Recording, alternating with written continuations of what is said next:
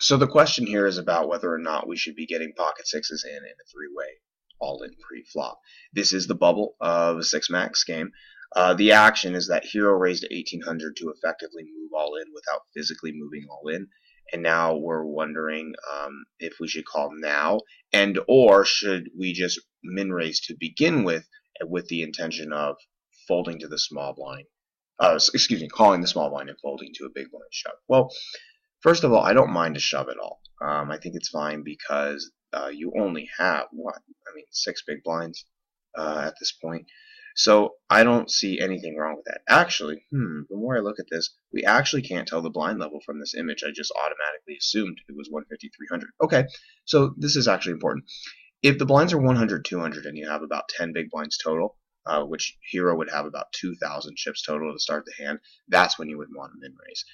If the blinds were 150, 300, that would put you at around 6 big blinds, 1,800 chips, which would be totally fine if you wanted to just shove. As played, you should definitely call, because anytime you are in a three-way all-in, when you have the short stack covered, it's always more beneficial to you than it is to the other short stack.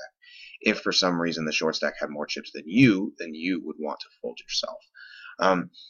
But I think the most important thing, though, is that blind level business, because depending on how deep you are to start the hand, you can get away with more raise folds. I think raise folds can be effective when you start the hand with around 10 big blinds. As you dip below that, especially when you get around to 6, I would recommend not doing it as much.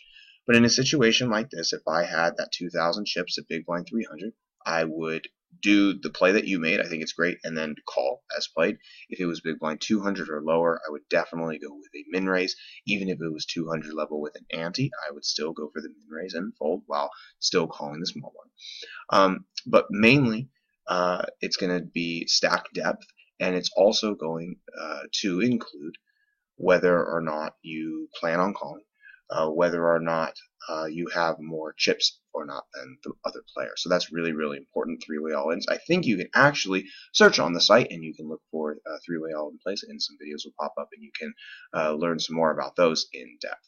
So I hope this helps. I think this is a great hand, and I would like to see you call now, and hopefully either the chip leader wins, you get second, or you win a big pot and then you go on to win the game. Hope it helps.